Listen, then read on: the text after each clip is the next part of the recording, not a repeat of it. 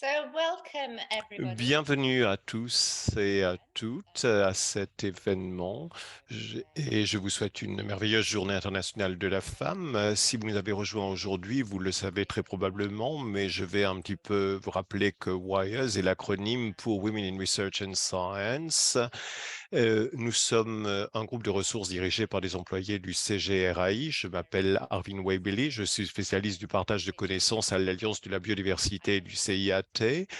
Je travaille pour WISE parce que je veux créer un CGIAR où toutes les femmes peuvent réaliser leur plein potentiel aux côtés de leurs alliés masculins. Mon rôle au sein de l'équipe centrale de WISE est de m'occuper de nos échanges internes avec les membres actuels et potentiels. WISE est une communauté dynamique qui défend et soutient toutes les femmes du CGRAI, quel que soit leur rôle, afin qu'elles réalisent leur plein potentiel. Notre mission consiste à promouvoir le développement professionnel de nos membres en mettant des outils à leur développement et en créant des événements, des connaissances et pour construire des réseaux qui feront progresser leur carrière.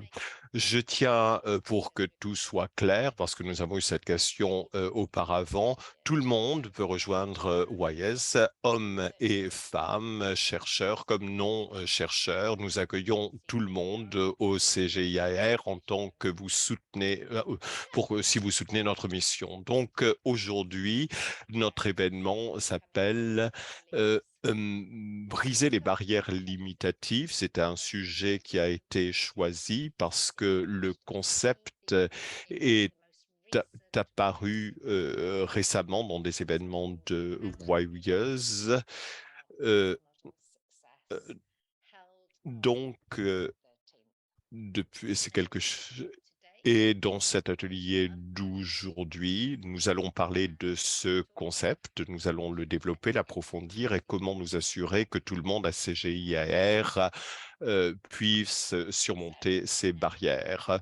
Donc maintenant, j'aimerais passer la parole à notre invitée spéciale, Temina Lalani Sherif, qui est directrice régionale pour l'Asie du Sud, qui va prononcer son discours d'ouverture. Je vous passe la parole, Temina.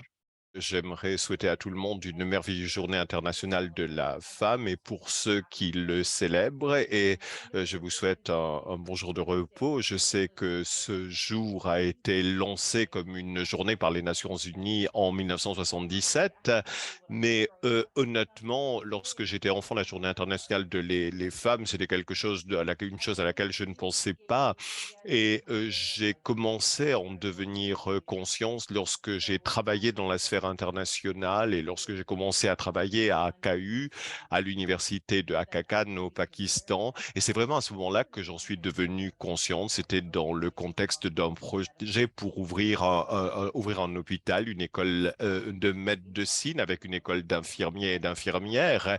Et la plupart des étudiantes étaient des femmes. Et c'est devenu quelque chose qui est devenu un petit peu controversé par les donateurs et les parrains. Les donateurs et les fondateurs ont dû insister sur le fait qu'une école il était très important que les infirmiers, c'était la base de tous les soins de santé. C'était quelque chose de très important. Sans un personnel infirmier bien informé, la technologie n'aurait pas d'impact sur la santé des patients. Et lorsque je suis arrivé à AKU, la Journée internationale de la femme était quelque chose de très important. Il y avait des programmes, des manifestations pour les infirmières et les médecins. C'était quelque chose de très, très important. Mais il y avait 8 campus et des gens qui travaillaient sur différents continents, et on s'est demandé ce qu'on pourrait faire pour célébrer cette journée internationale de la femme et dans l'administration des universités. Donc, je suis heureuse de pouvoir dire que l'école de médecine d'AKU ainsi que leur école d'infirmière a eu un très bon départ. Et depuis le début, les femmes ont été soutenues pour une carrière médicale. Ça a été l'une des premières écoles des États-Unis à avoir un 50% hommes et femmes. Et AKU est très souvent été considéré comme l'une des meilleures écoles parce que c'était l'une des rares organisations au Pakistan où les femmes se sentaient ou sentaient qu'on valorisait leur contribution et elles se sentaient en sécurité lorsqu'elles travaillaient à AKU. Mais cette expérience m'a permis d'apprécier également l'importance de ce que nous faisions et le potentiel des femmes. Donc maintenant, si je parle de 2023, le CGIAR et nous célébrons cette journée internationale de la femme. Le thème, c'est numérique, la technologie pour les femmes.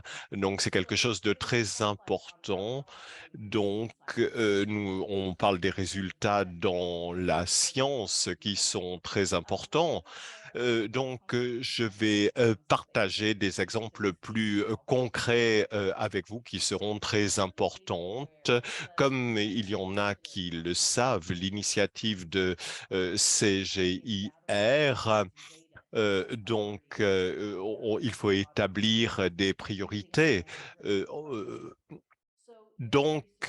euh, les chercheurs ont développé des outils de collecte de données qui sont innovants avec des agriculteurs hommes et femmes dans 6 marchés en Asie du Sud-Est.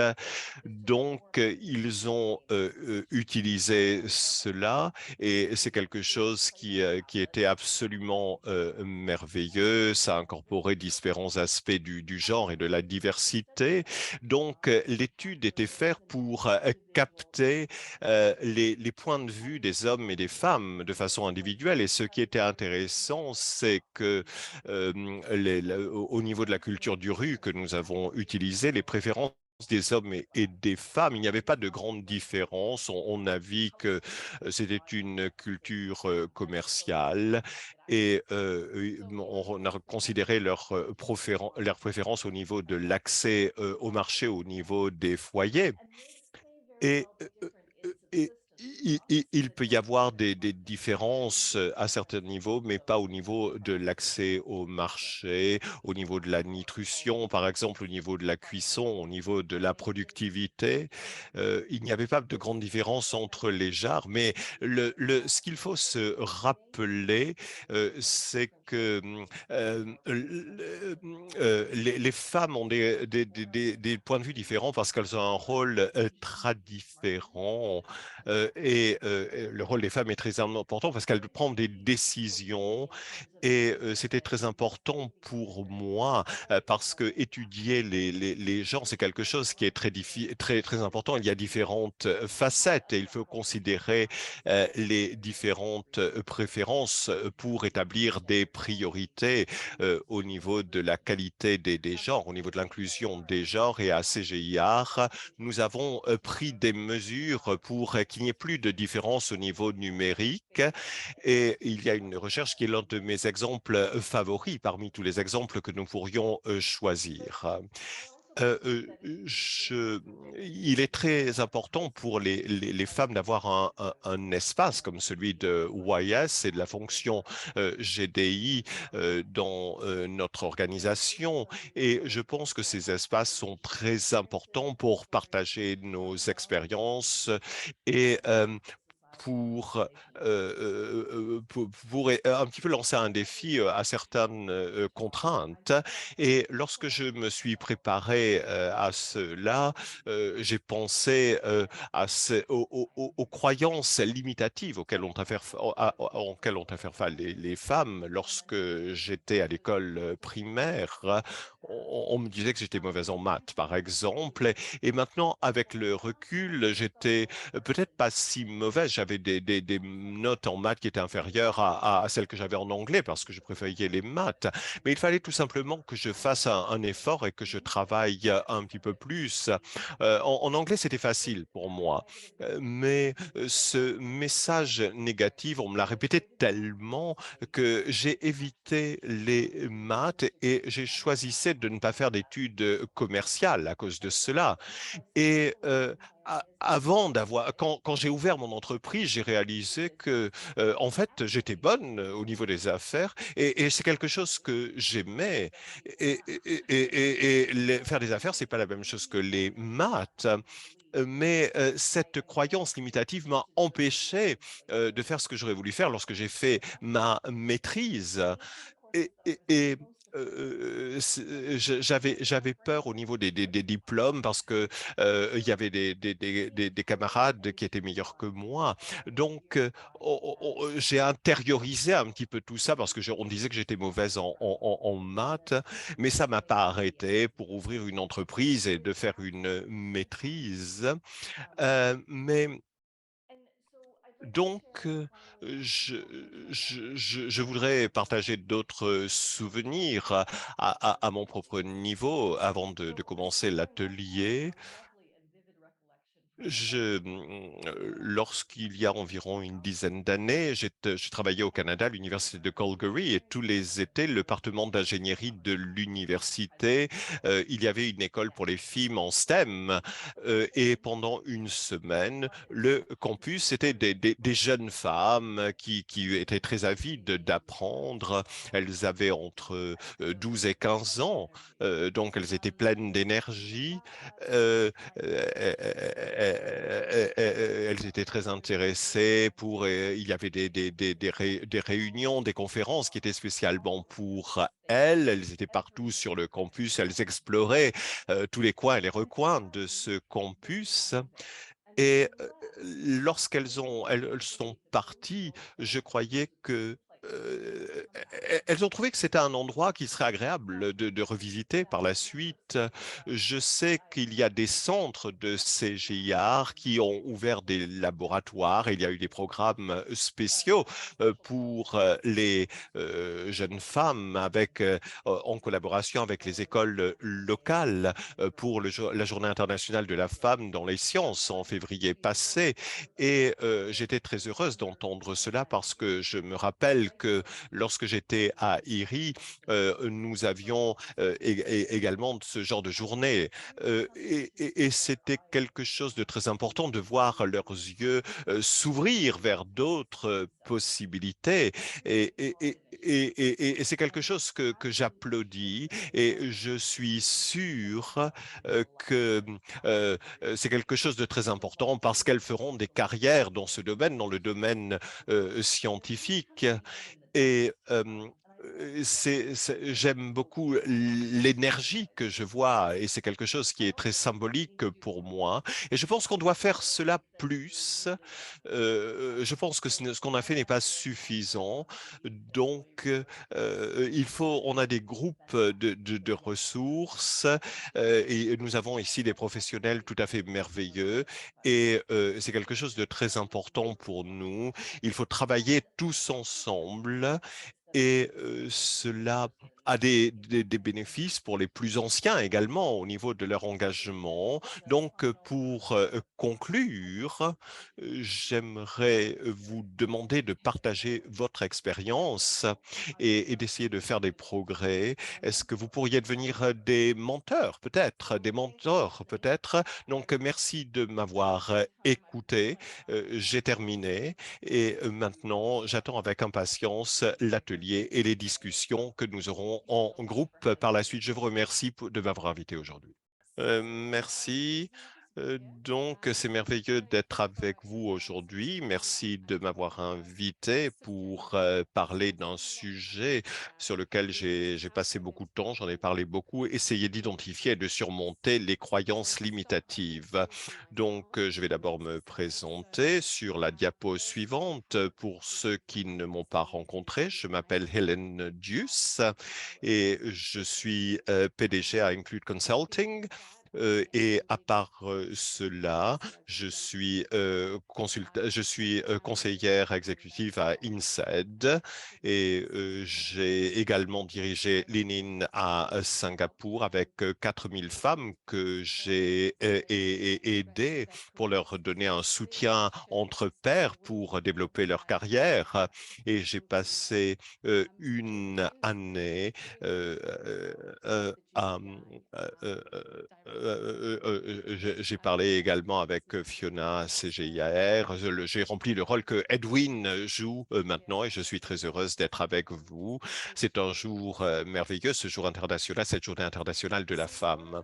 Ce que je voudrais aujourd'hui, je vais parler pendant une heure, c'est tout. C'est quelque chose qui va être très interactif pour retirer le plus possible de cette séance et n'hésitez pas à prendre des commentaires, soyez d'accord ou bien ne soyez pas d'accord, posez des questions dans la messagerie et c'est Edwin qui va s'en occuper.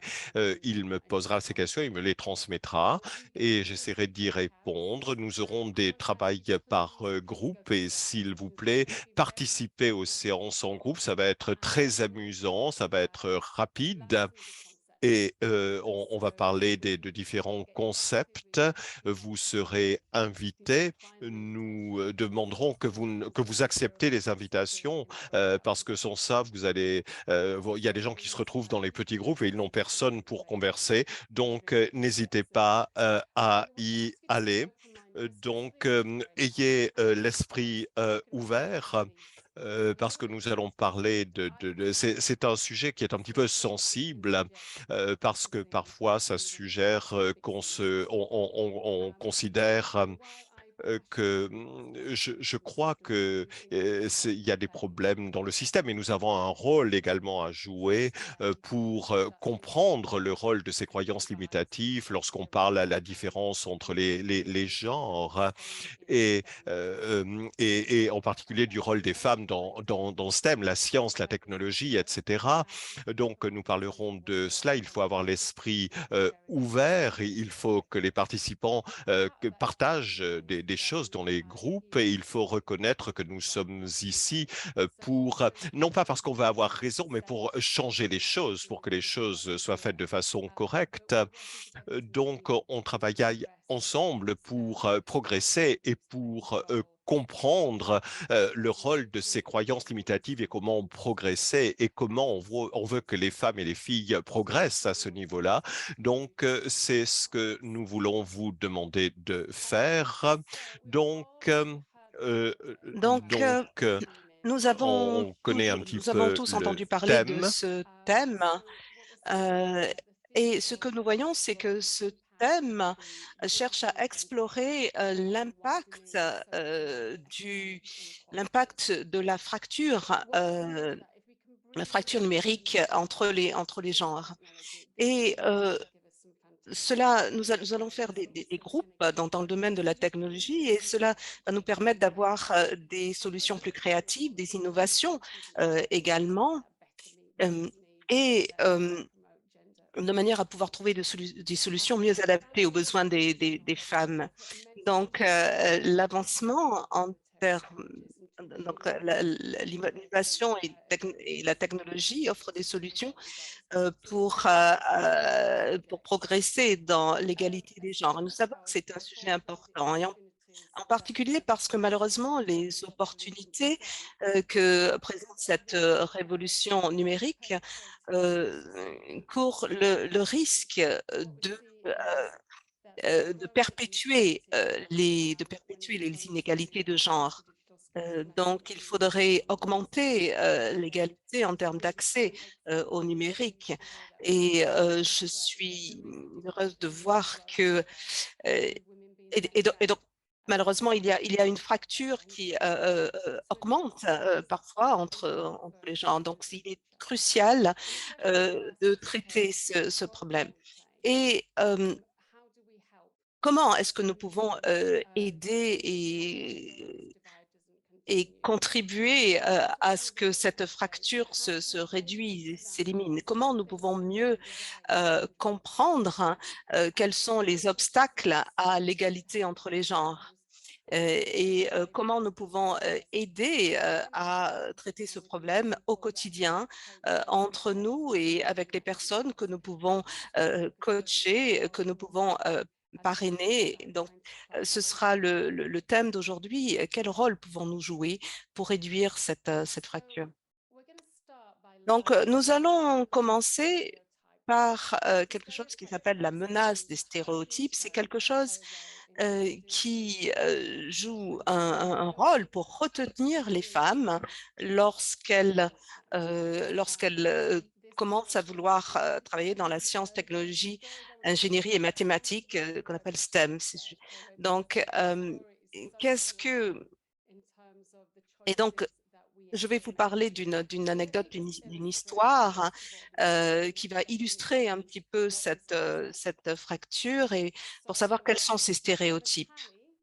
Donc, Mitali est une lycéenne qui est prête à poser sa candidature pour aller à l'université. Elle essaye de décider quelle sera sa matière principale. Elle aime la chimie et la biologie, mais lorsqu'elle pense à commencer une carrière dans ces domaines, elle se dit, je ne pense pas que je suis aussi bonne en sciences que les garçons. Et il y a seulement quelques filles dans ma classe, donc je ne m'adapte pas, je ne pourrais pas m'y adapter. Et même si j'obtiens mon diplôme, je ne pense pas que les organisations voudraient m'employer en tant que fille.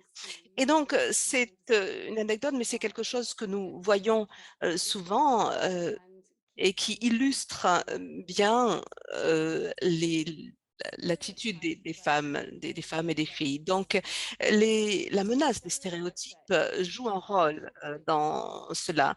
Et c'est une situation difficile dans laquelle les personnes se sentent ou courent le risque de se conformer à des stéréotypes négatifs sur leur groupe social. Donc, dans le cas que nous avons vu, le stéréotype négatif, c'est les filles ne sont pas bonnes en sciences. Et donc souvent, souvent, nous les femmes, nous nous bloquons dans des situations cela va confirmer le stéréotype et ceci peut nous retenir, nous bloquer. Donc nous allons regarder deux types de stéréotypes que nous voyons le plus souvent. Euh, il y a beaucoup de types de stéréotypes différents. Euh, il y a eu beaucoup d'études. Donc ça, c'est une étude de 2007, mais il y a eu d'autres études. Et nous allons diviser ces stéréotypes en deux catégories. Donc, le premier, c'est le groupe en tant que cible. C'est là que nous pensons que notre performance va affecter l'image du groupe auquel nous appartenons. Par exemple, Mitali pense que si elle ne réussit pas bien à son examen de sciences, cela va confirmer le stéréotype que les filles sont mauvaises en sciences. Et le deuxième type de stéréotype, c'est soi-même en tant que cible. C'est là où nous pensons que euh, la performance de quelqu'un affecte l'image de l'individu.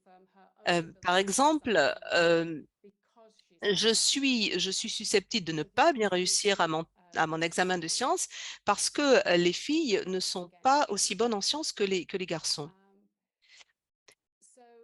Donc, il y a deux, dans ces deux groupes, il y a deux différentes manières de traiter ces différents types de stéréotypes. Le premier, ce sont les modèles. Être un modèle, et ce n'est pas surprenant que c'est quelque chose sur lequel il y a eu un sujet sur lequel il y a eu beaucoup de recherches, de travaux, mais c'est vraiment important parce que ces modèles, parce que on peut dire que les personnes qui sont compétentes dans leur fonction, et cela permet de retirer la pression euh, que l'on ressent.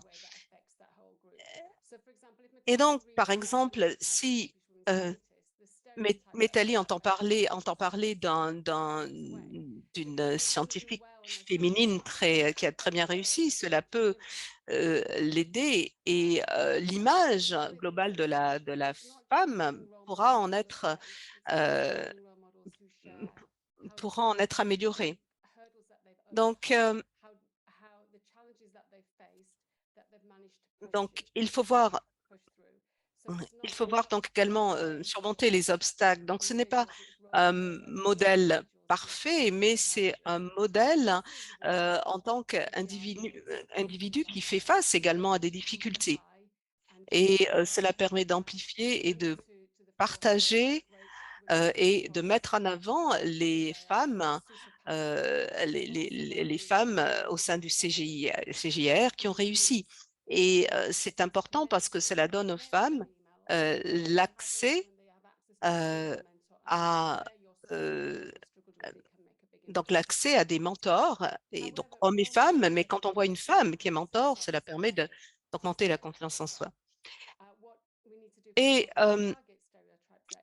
dans la deuxième catégorie de stéréotypes, donc soi-même en tant que cible, il faut voir euh, comment traiter les croyances limitantes sur soi-même et voir comment ses propres avoir meilleure confiance en soi par rapport à ses croyances. Et je vais vous montrer comment il est important euh, parce que pour dire que si vous ne réussissez pas à un examen, ce n'est pas si grave parce qu'il ne faut pas l'internaliser.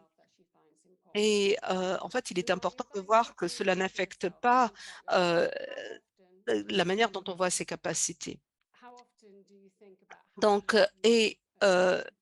on va voir comment, à quelle fréquence on pense que les femmes peuvent s'affirmer et croire en leurs capacités. Donc, d'après mon expérience, euh, et d'après mon expérience également et les travaux de recherche, l'affirmation de soi n'est pas quelque chose de facile. Nous avons grandi avec trop de voix internes qui reposent sur des stéréotypes et qui nous disent que nous ne devrions pas faire cela, que nous ne devrions pas euh, nous lancer par exemple, dans les sciences. Et donc, c'est le fait que les stéréotypes qui disent que les filles ne sont pas bonnes en maths, c'est très, très courant et cela a un impact sur nos choix. C'est pour cela que cette le thème de cette séance sera comment nous pouvons nous affirmer face à ces stéréotypes.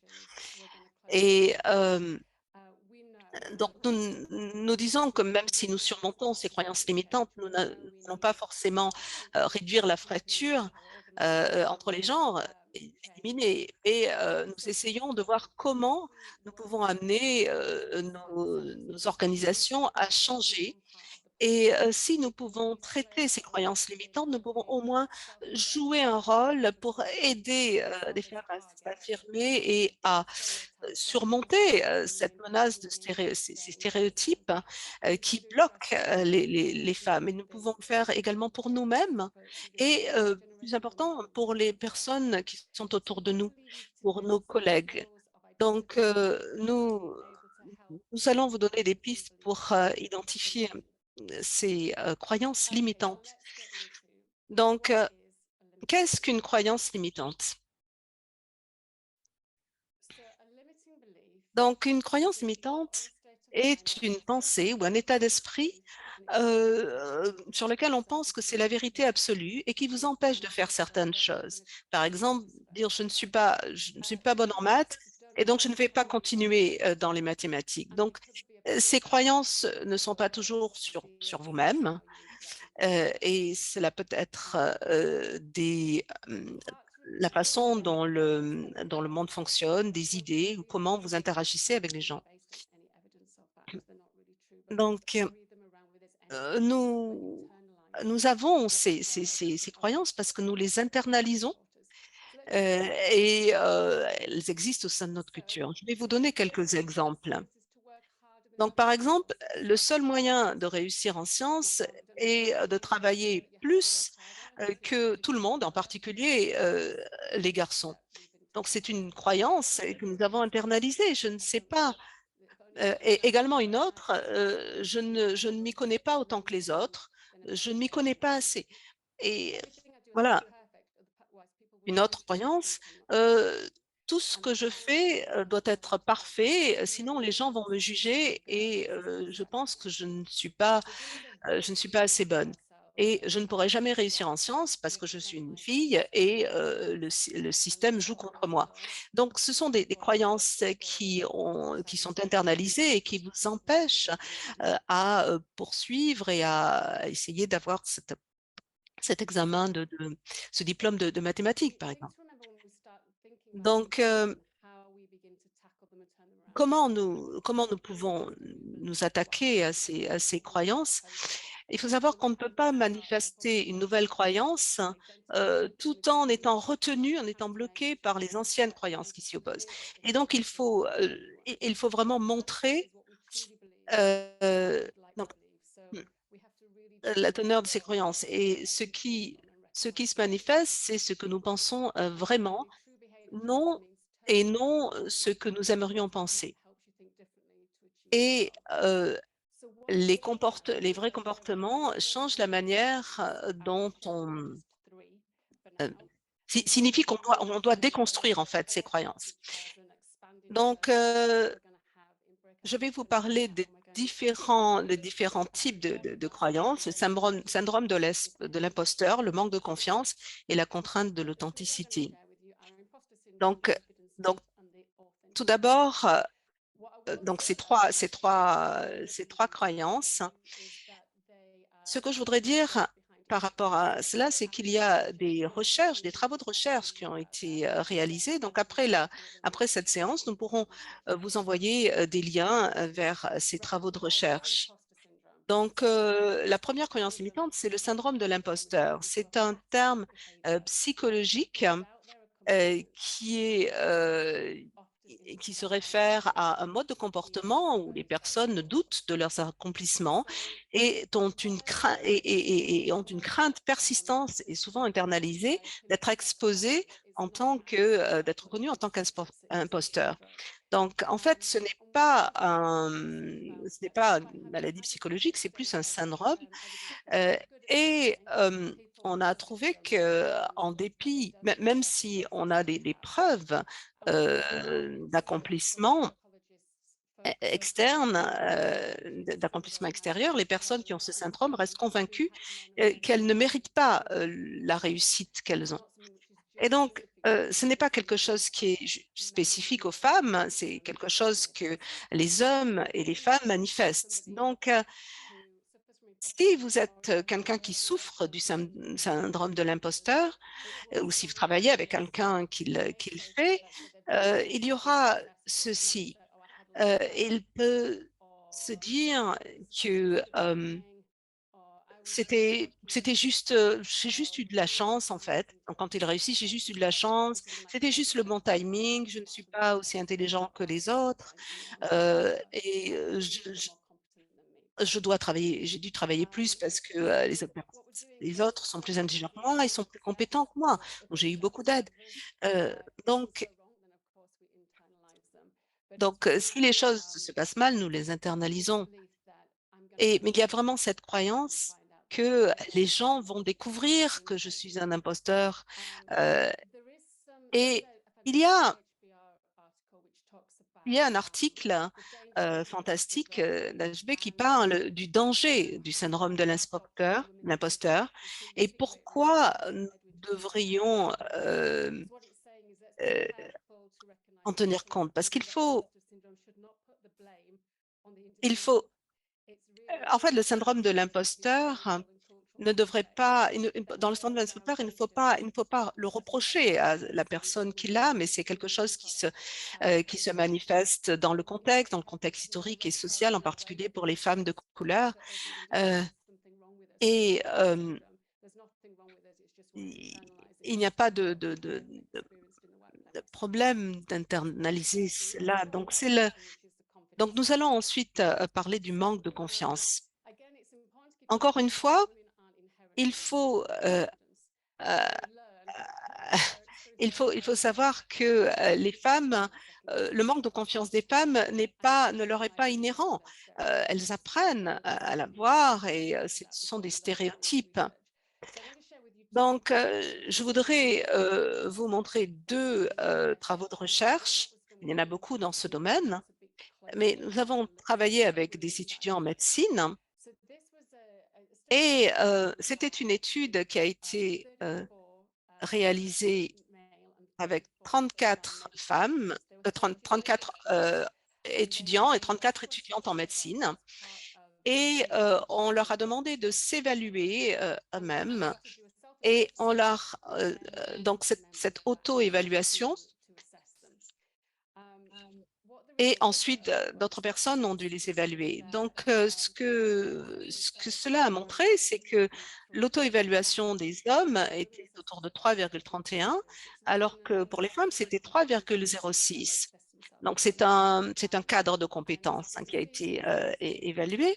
Et vous voyez qu'il y a une différence dans la manière dont les hommes et les femmes s'auto-évaluent. Et ensuite, il y a eu l'évaluation de la faculté, donc externe, et la faculté a évalué les hommes à un niveau inférieur que leur auto-évaluation, et pour les femmes, c'était un niveau supérieur. Donc, on- donc, il y a eu une grande différence dans l'évaluation de la faculté, en particulier pour les femmes, alors qu'il n'y en avait presque pas pour les hommes. Et en fait, euh, finalement, les femmes réussissaient mieux que les hommes. Donc, c'est vraiment des travaux de recherche qui sont très significatifs à ce niveau. Donc ensuite, il y a eu cette étude qui a été faite au niveau d'étudiants de premier cycle et par Dunning et Ellinger, ils souhaitaient se focaliser sur l'impact euh, des préjugés sur des femmes et l'impact sur la capacité à se sentir en confiance. Et il y a eu un questionnaire et on leur a demandé de s'évaluer sur une échelle de 1 à 10, s'évaluer eux-mêmes. Et donc, comme on peut voir sur ces résultats, c'est la même chose. Donc, les femmes s'évaluaient à un niveau inférieur.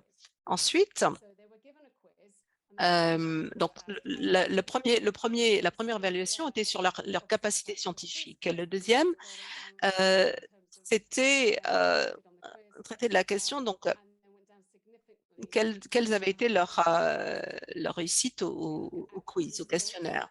Et quand on a regardé les résultats réels, hein, donc les hommes s'auto-évaluaient à un niveau supérieur encore une fois, par rapport à leur niveau réel.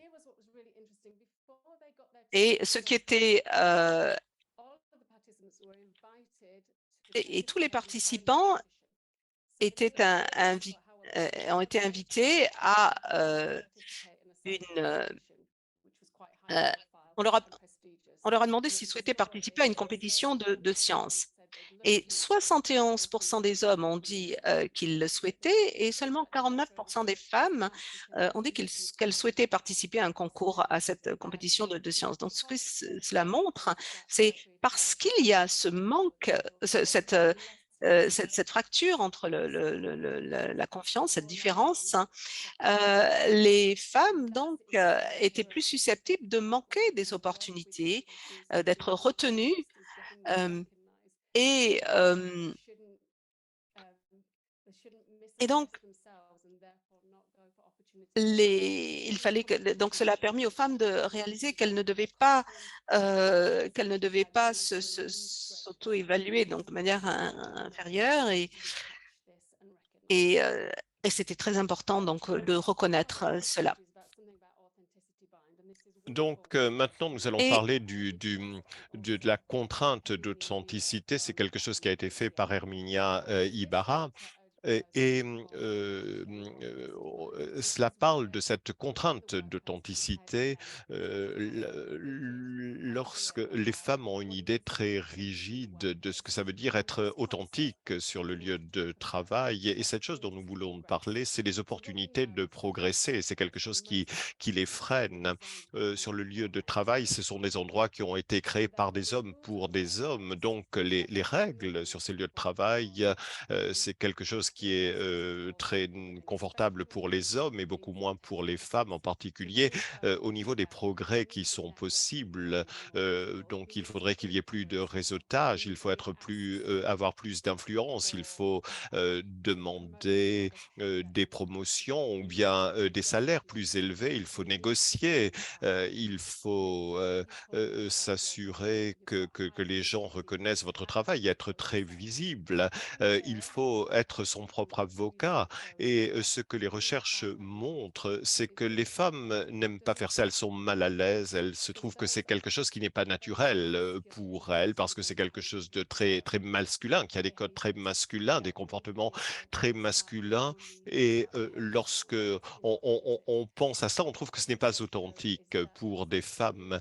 Et les résultats de cette étude ont montré que cela nous freine. Donc, on dit qu'on ne peut pas se comporter autrement parce que je ne suis pas comme ça, mais lorsqu'on pense à nous-mêmes, nous savons que on est différent lorsqu'on est avec ses enfants, avec ses parents, avec ses collègues, avec ses amis. On a des comportements différents en tant que femme, dans un environnement différent, on montre différents aspects. Donc, il faut se demander pourquoi on a ce sentiment de ne pas être authentique et qu'on a des rôles différents dans la vie personnelle et dans la vie au travail. Donc, il faudrait y avoir une cohérence. Si on ne dit pas ce qu'on pense, ce n'est pas authentique. Et lorsqu'on approfondit un petit peu les choses, c'est un petit peu naïf parce que on dit rarement ce qu'on pense à haute voix. Et c'est la même chose au niveau du comportement et de l'orientation sur le lieu de travail et également les choix que l'on fait en début de carrière au niveau de la progression et on fait des choses qui nous freinent. On veut être trop parfait, par exemple, donc il faut se poser des questions si on prend des décisions qui nous freinent. Donc, le choix des valeurs, donc, ce sont des choses qui créent des difficultés pour les femmes lorsqu'elles essaient de développer leur carrière sur le lieu de travail. On a choisi 3 de ces difficultés. Il y en avait 10 en réalité. Et un petit peu, nous allons travailler en groupe pour gagner du temps. Donc, vous allez lire les 10 croyances et vous allez vous poser la question pour savoir si c'est quelque chose que vous avez subi, si vous avez eu l'expérience de cela fréquemment, jamais, parfois.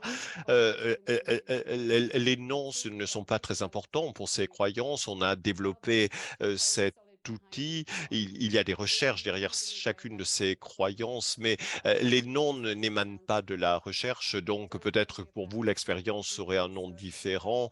Donc, si vous recherchez sur Google la fausse modestie, euh, c'est pas forcément ce qu'ils l'appelleront dans les recherches qui ont été faites. Donc, je ne voudrais pas que vous vous heurtiez à la terminologie. Regardez plutôt la description et la définition et demandez-vous si c'est quelque chose qui a eu un effet, une incidence sur vous. Edwin, combien de temps avons-nous? 10 minutes pour cela? 10 minutes, ça serait bien. J'ai mis un lien dans la messagerie pour ce document, ce que vous avez fait à faire. Vous devrez télécharger une copie et vous cliquez sur Fichier et il faut avoir une copie en PowerPoint. Euh, S'il vous plaît, donc encore une fois, vous avez le lien sur la messagerie que vous puissiez télécharger et ensuite, je vais ouvrir les groupes et vous aurez 10 minutes. Ce sont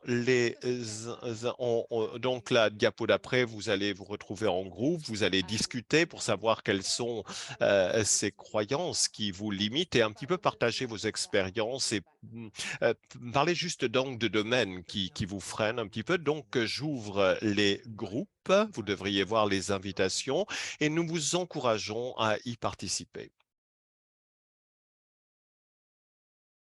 Bien, vous êtes les bienvenus. Est-ce que je pourrais vous demander d'éteindre vos micros parce que nous aimerions un petit peu entendre dans la messagerie, mettez dans la messagerie tout commentaire que vous souhaitez, mais quelles étaient les croyances qui vous ont semblé les plus caractéristiques pour vous? Est-ce que vous pourriez mettre ça dans la messagerie, s'il vous plaît? On va voir ce que nous avons. L'imposteur, la confiance, le perfectionnisme, faire tapisserie, marcher sur une corde raide, le complexe de faire tapisserie, le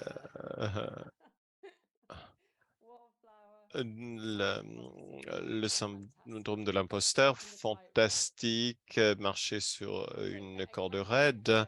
Merci beaucoup. Donc, on va essayer de continuer. On voit maintenant que cet exercice montre, c'est un exercice qui peut être, qui montre un petit peu que lorsque je fais ça avec des femmes, il y a des femmes qui pensaient qu'il y avait que elles qui étaient dans cette situation. Elles n'avaient aucune idée que les autres étaient dans la même situation. Et c'est quelque chose qui est très utile parce qu'on commence à réaliser que nous avons toutes ce problème parce qu'on est tous dans le même bateau, on a tous été élevés de la même façon, il y a la même culture, on a ces messages qu'on a depuis l'enfance sur les rôles, ce qu'on peut faire dans la société ou ce qu'on ne peut pas faire, et on intériorise un petit peu tout cela.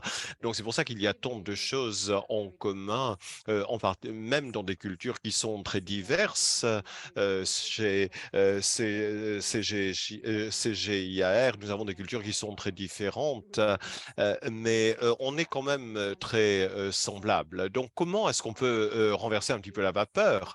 Et sur la diapo suivante, on a un processus en 4 étapes. Identifier tout d'abord ses croyances qui vous limitent, savoir qu'est-ce qu'elles sont, essayer de les démystifier en réalisant que très rarement, cette croyance, et elle est très rarement soutenue par des données.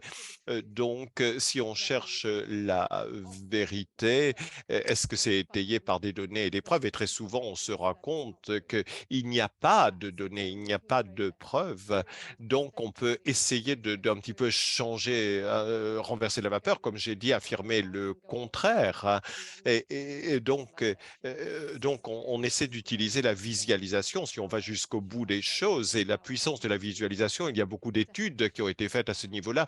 Comment utiliser ce côté visuel pour changer un petit peu les choses? Et je vais partager avec vous mes exemples pour illustrer ce à quoi ça pourrait ressembler. On n'aura pas le temps pour faire tout ce processus, mais on va un petit peu pratiquer, s'exercer sur la première partie. Donc, lorsque j'ai commencé à travailler sur la diversité et l'inclusion dans ma première carrière, il y a une dizaine de cela, je travaillais dans le marketing et j'ai fait cette transition et c'était quelque chose, j'étais pas à l'aise parce que je sentais que j'avais pas suffisamment de connaissances sur la diversité et l'inclusion au niveau des genres, j'avais pas suffisamment de connaissances ou d'expérience et Je pensais qu'il fallait que je lise tous les livres, pour pouvoir vraiment, parler à cela. Donc pour changer, les choses et c'est qu'il y a des gens qui m'ont aidé. J'ai travaillé avec des gens qui travaillaient depuis 10 ans. J'avais travaillé dans ce domaine depuis 10 ans, j'avais été volontaire, j'avais travaillé dans différents domaines, j'avais été, conseillère exécutive et ensuite j'ai fait du bénévolat, ensuite j'ai été payé. Je fais toujours beaucoup de recherches, je lis beaucoup et c'est un nouveau domaine qui émerge en ce moment. Il y a des nouvelles façons de penser qui émergent. Il y a des choses qui sont démystifiées, il y en a qui ensuite ça revient et on croit en ces choses-là. Donc personne n'a vraiment les réponses à toutes les questions et j'avais suffisamment de connaissances. J'en savais beaucoup plus qu'il ne fallait, mais très souvent, j'avais des compétences que je pouvais donner aux autres. Donc, je pouvais avoir un impact au niveau de mes données. Donc, j'en savais beaucoup plus qu'il ne le fallait sur cette inclusivité et la diversité des genres. Et ce que j'ai appris, que si je ne pensais pas à faire donc si je ne faisais pas ce travail, je comprenais que ça serait quelque chose de négatif pour moi et pour les autres. Donc, ce qu'il faut faire, je me disais, je n'en savais pas suffisamment sur la diversité des genres et l'inclusion pour avoir un impact, pour être crédible, donc pour changer les choses. J'en sais plus qu'il n'est nécessaire et ce que je ne sais pas, je peux l'apprendre pour être crédible et avoir un véritable impact. Et ma déclaration d'intention, c'est que je suis une expert mondiale au niveau de la diversité des genres et de l'inclusion, travaillant à la pointe du progrès en créant des nouvelles interventions qui ont un impact réel. C'est difficile pour moi de dire ça, mais avec le temps, on s'habitue à ça, on commence à y croire. Et ensuite, j'ai eu de la visualisation. Vous ne riez pas, s'il vous plaît. J'étais comme Wonder Woman avec mon bouclier, ma coiffure, implacable avec un lasso de vérité. J'ai utilisé cela pour arrêter ces croyances limitées. C'était dans ma tête et pour essayer de progresser. Donc, ce que nous devons essayer de faire, comment démystifier ces pensées qui nous freinent. On peut passer, Erwin, à la diapo suivante, pour nous et pour les autres. Donc, lorsqu'on se parle, il faut démystifier en identifiant tout d'abord quel est l'impact que cela a sur vous et comprendre que ce que vous pensez, ce n'est pas nécessairement la vérité. Et il faut vous demander s'il y a des données qui prouvent que ce que vous pensez, c'est la vérité. Donc, est-ce que par exemple, que vous ne savez pas suffisamment de choses. Pourquoi est-ce que vous dites ça? Posez-vous cette question. Pourquoi est-ce que vous vous êtes persuadé que vous n'avez pas suffisamment de connaissances? Et comment est-ce que ça vous freine dans votre carrière, par exemple? Et merci beaucoup pour les commentaires que je vois dans la messagerie. Vous allez me faire pleurer maintenant. C'est pour vraiment reconnaître que c'est une sorte de disque qu'on a dans la tête, qu'on écoute en permanence et se poser la question, est-ce que c'est la vérité ou est-ce que ça n'est pas la vérité?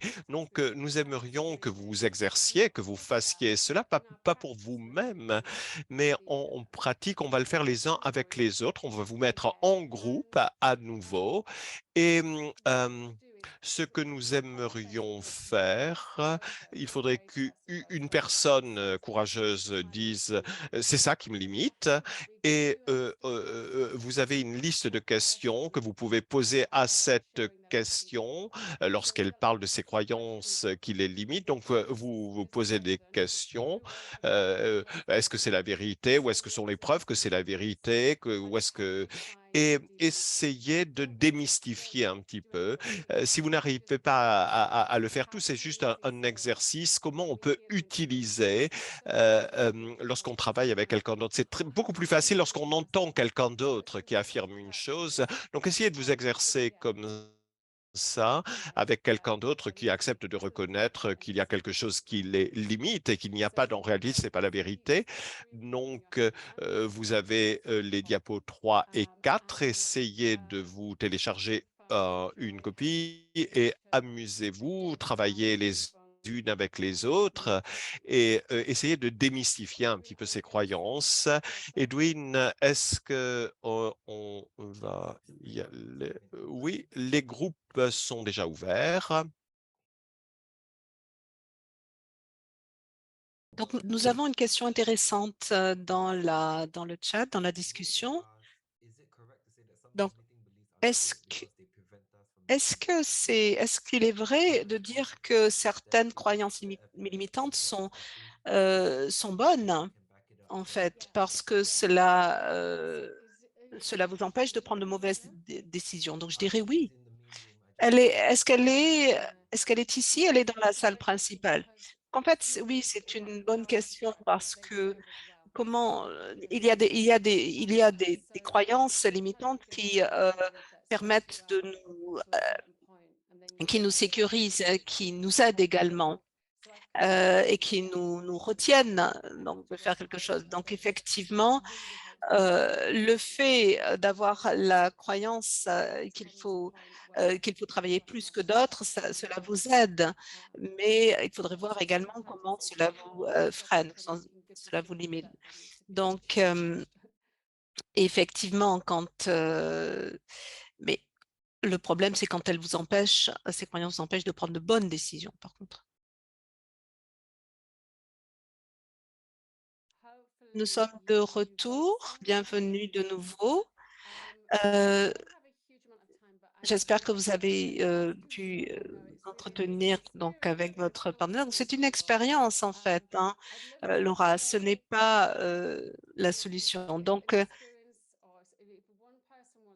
si une personne souhaite donc montrer un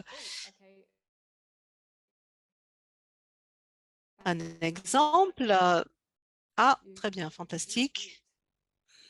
Donc, si vous voulez activer votre micro et partager. Oui, bonjour Hélène, comment allez-vous? Je vais bien, Howard. Donc, nous avons une très bonne conversation et le syndrome d'imposteur, donc je voulais partager cela. Nous sommes tous humains et nous pouvons le ressentir et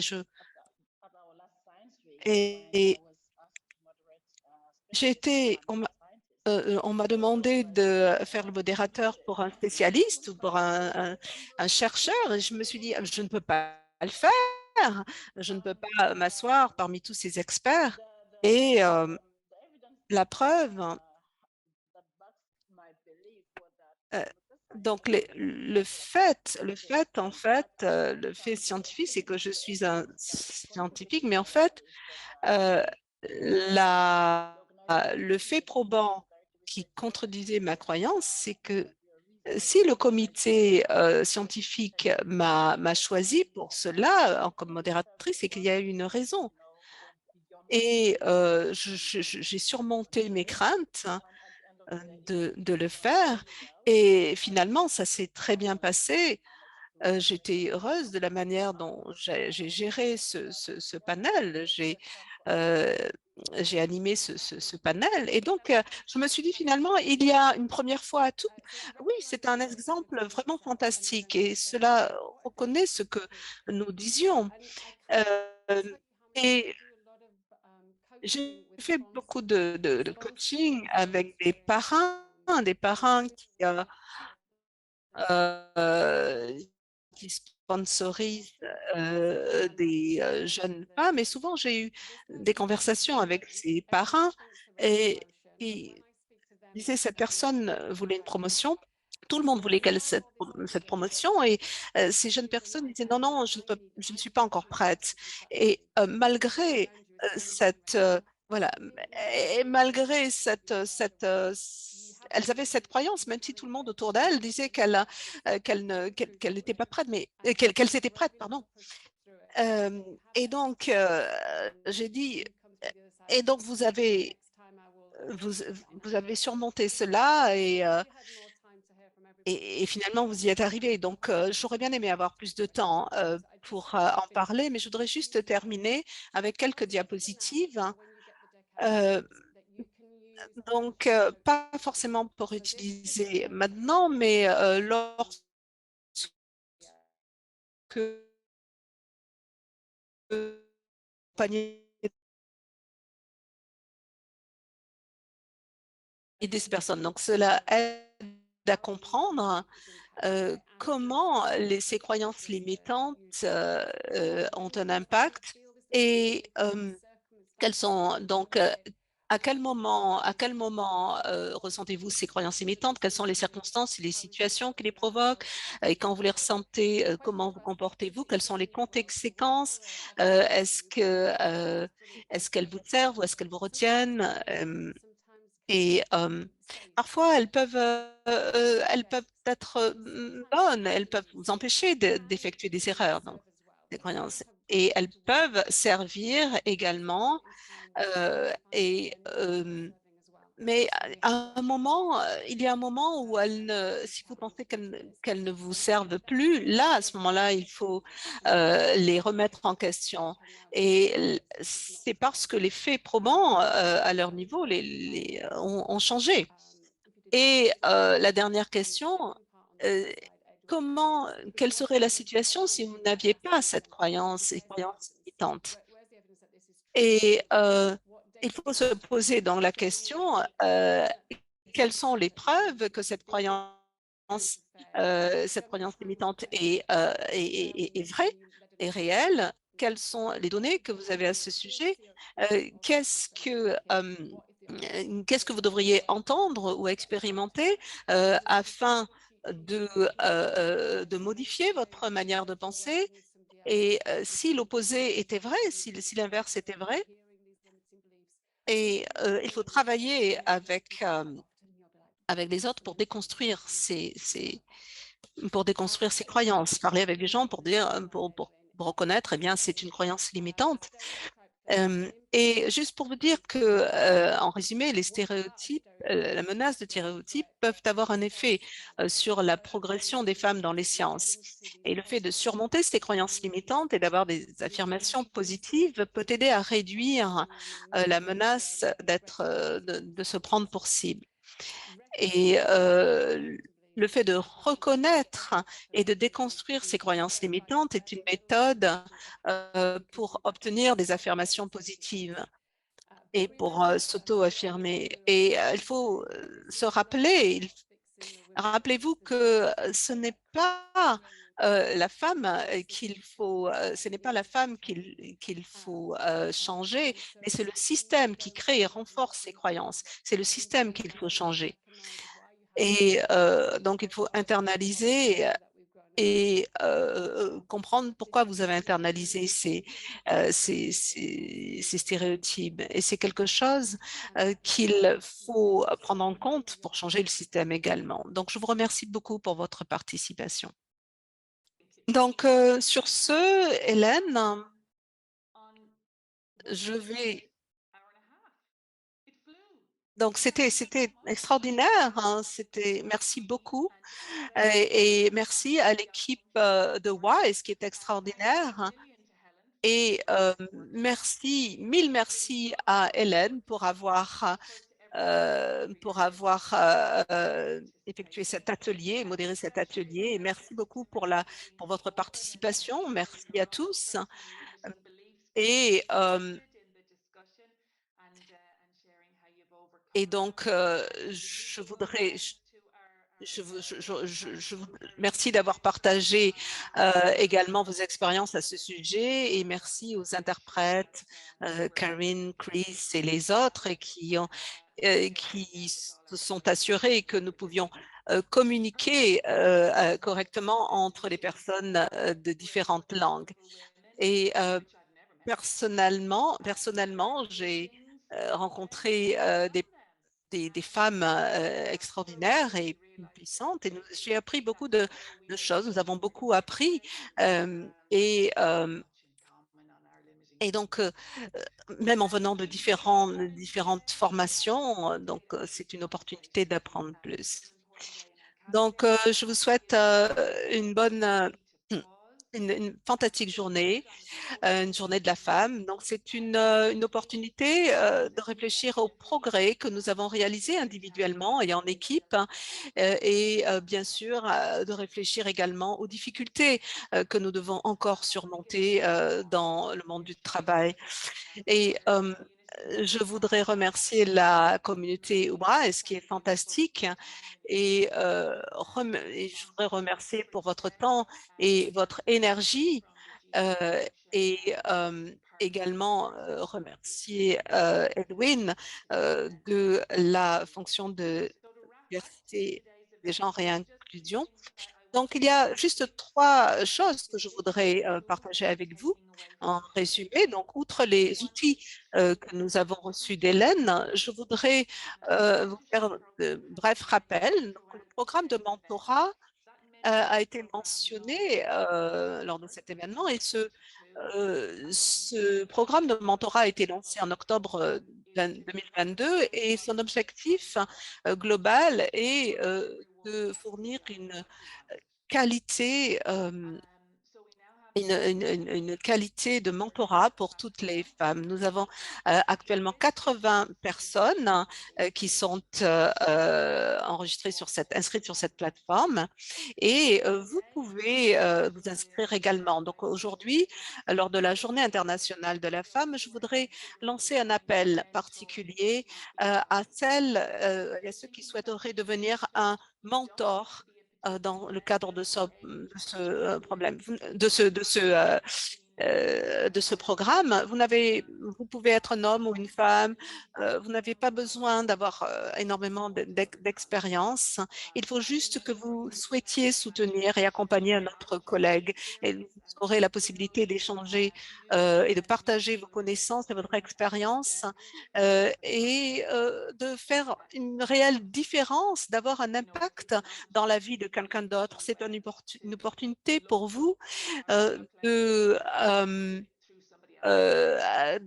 regarder, d'observer si dans un milieu de travail, s'il y a une personne qui en a besoin. Donc, si vous n'avez jamais été mentor, ne vous inquiétez pas. Parce que il y a beaucoup de ressources et de formations dans le cadre de ce programme. Donc, si vous pensez à quelqu'un qui pourrait être un très bon mentor, donnez-lui le lien qu'Edwin a partagé dans le chat et dites-lui que ce n'est pas un programme qui prend beaucoup de temps. Cela prend environ 10 minutes pour créer votre profil, hein. Et après, c'est 1 heure par mois de travail. Donc, j'ai été mise en contact avec deux collègues fantastiques que je n'avais jamais rencontrés avant et qui ont vraiment été extraordinaires. Donc, pensez-y et regardez dans la discussion pour le lien vers ce programme. Et la deuxième chose que je voudrais évoquer, c'est Random Coffee. Random Coffee est une plateforme qui a été lancée en décembre de l'année dernière et c'est une autre manière euh, de se mettre en contact avec des collègues et de faciliter cette mise en contact. Et euh, ce Coffee cherche à aider les personnes à fonder un réseau, parce qu'il y a des personnes qui n'ont pas accès au réseau. Et en particulier pour la carrière des femmes, cela leur permet de connaître d'autres collègues. Donc, encore une fois, combien de temps cela prend de s'en occuper? Peut-être 30 minutes par mois. Et nous avons 150 femmes qui sont inscrites et 232 pères et qui se sont reliés, qui se sont connectés, mis en contact. Donc, personnellement, j'ai bien apprécié ma session de Random Coffee et j'ai partagé avec des personnes qui m'ont parlé de leur travail, j'ai parlé de mon travail. Nous avons eu des conversations très intéressantes. Donc, pensez-y, essayez si vous avez 30 minutes par mois et vous finirez par euh, par discuter avec des personnes qui peuvent être euh, d'une d'une autre discipline, d'une partie du monde totalement différente. Et donc, regardez dans la discussion, dans le chat pour le lien pour s'inscrire.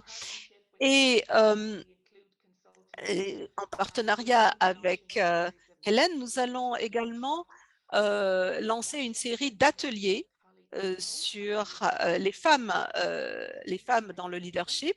Donc, regardez bien et tenez-vous à l'écoute et pour rechercher les opportunités d'y participer.